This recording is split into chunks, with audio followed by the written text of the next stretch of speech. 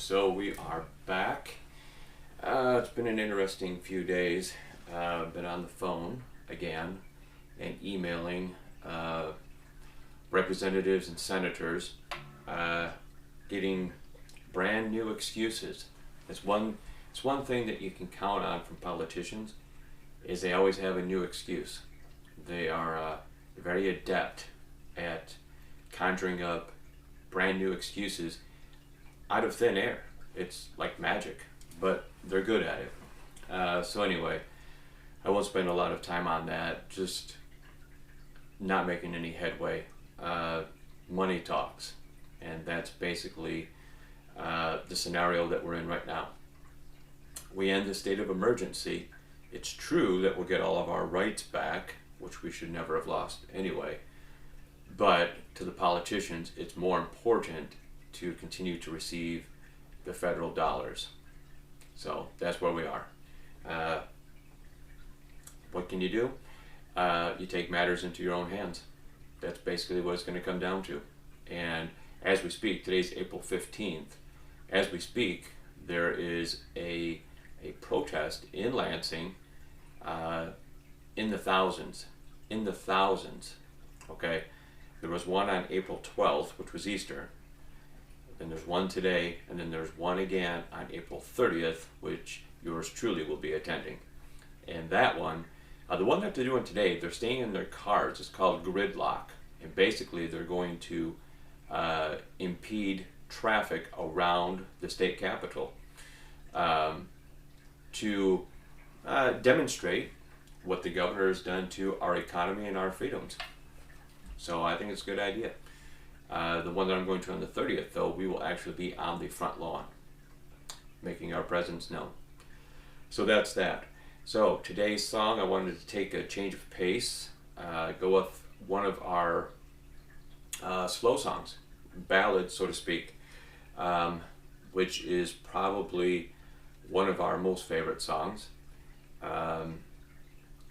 This song is called Alone, and this song originates close to 22 years ago. I was working at Old Kent Bank, and the gal that had the office next to mine, we were pretty good friends, and I don't remember her real name because I always give people nicknames, my own name for them, so all I remember is the name I used to call her, which was Martha. That's not her real name. But Martha had the office next to me, and she came over one day, and she was rather melancholy, and said that she had found out her boyfriend had been cheating on her, and she wanted to know if I could write a song to reflect all of that. And she kind of gave me some details and what have you. So I said, sure, I'll give it a try. So that night after work, I went home and just kind of grabbed my acoustic and started playing around with some different chord configurations. And I came across this inverted chord that sounded beautiful, and it just had a certain feel to it that I felt would fit what I thought she was looking for. So I had the inverted chord, which I used as the main catalyst for the song. The verses and the introduction all ride on that inverted chord and a variation of it. If you hear stuff in the background, it's my cats. They're hyper this morning. Anyway, and then I needed a chord progression that would lead into the chorus, and that came rather quickly. Once I had those two parts, I knew I had a song. And of course, I had grandiose ideas about what I wanted on this song. I knew that someday, once I had it recorded, I wanted to have strings, I wanted to have choral voices on it, and it took me about 15 years before I finally was able to get into a studio and get it recorded the way that I wanted it.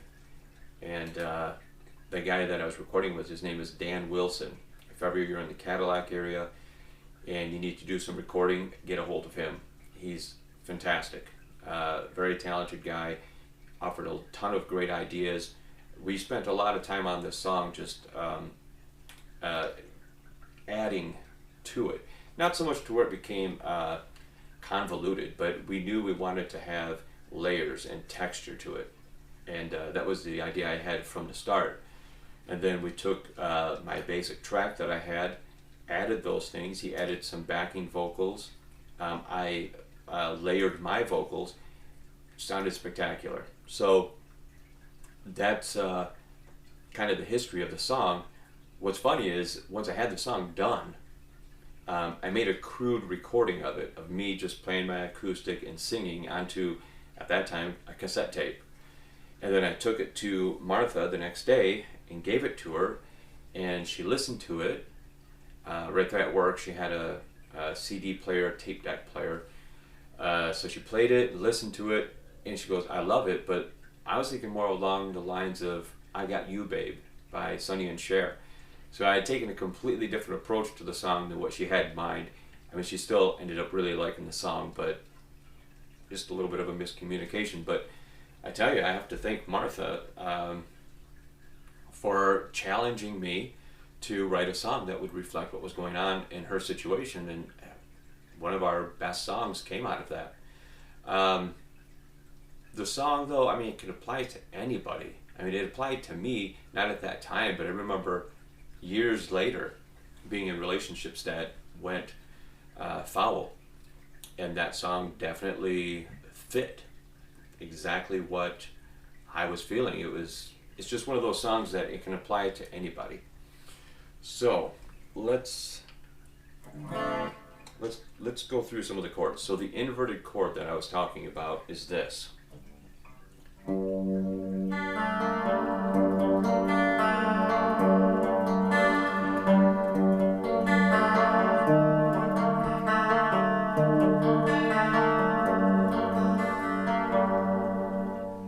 Okay, again, it's been a minute since I've played this song, so it's going to take a second. And sitting on this couch isn't necessarily the greatest idea. I can't get my guitar to cooperate, so I'm going to slide this way some.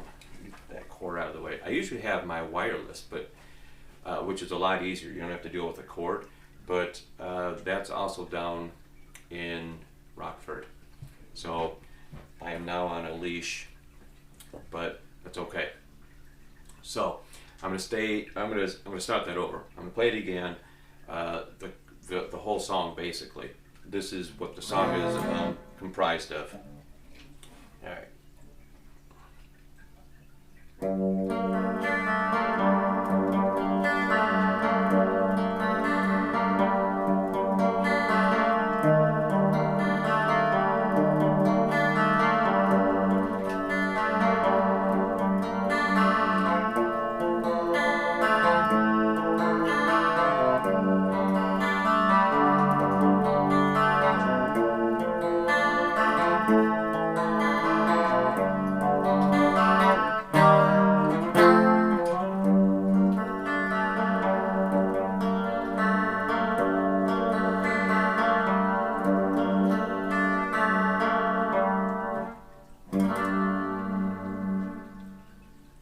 So I may have lied a little bit. That's not the whole song, but that's pretty much the gist of it.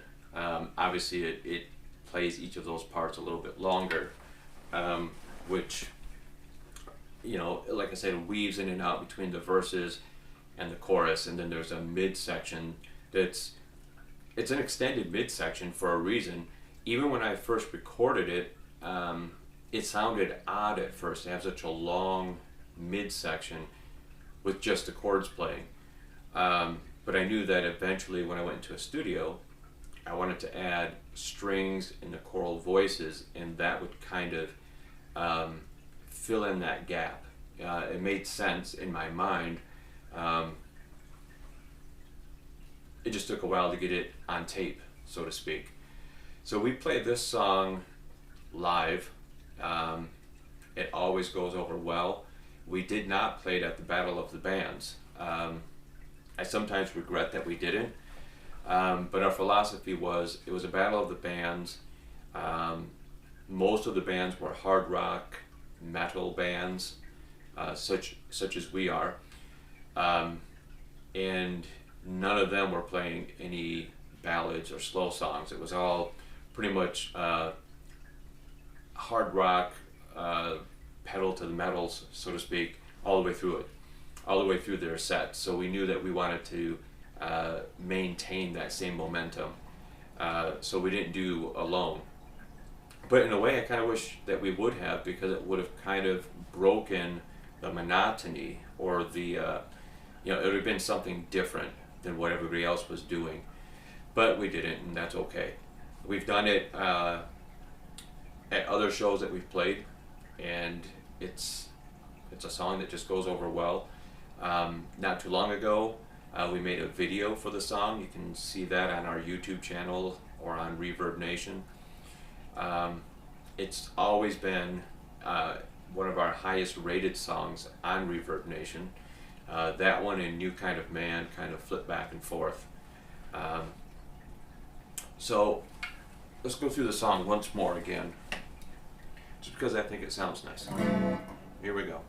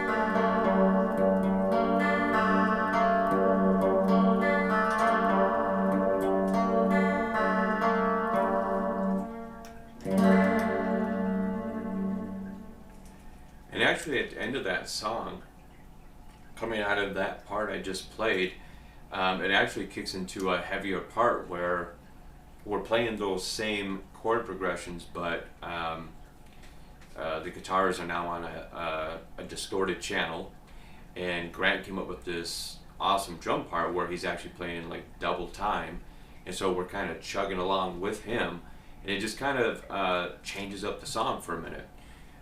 So we go through that a couple of times, and then when we come out of the that midsection where it does the, everything cuts out again, and it's just a guitar doing that last part.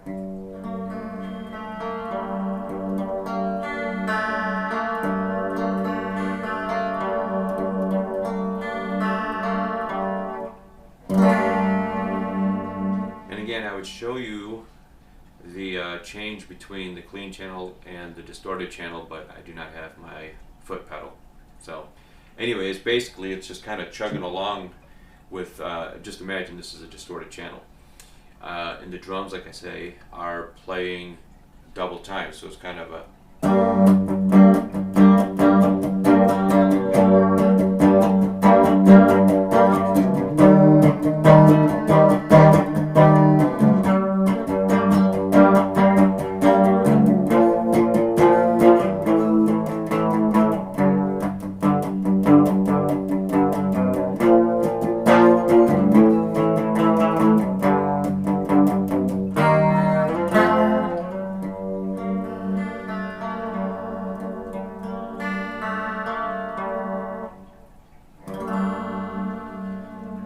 It just makes for a nice change in the song. One of my most favorite songs, lyrically and musically. And the band has always enjoyed playing it.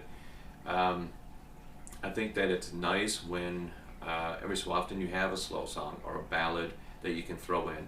All of my favorite bands always had ballads, whether it was Kiss, Motley Crue, Quiet Riot, Stryper. All of them had ballads. So I think it's okay. It's good to have that that diversity, to have something that strays from the norm.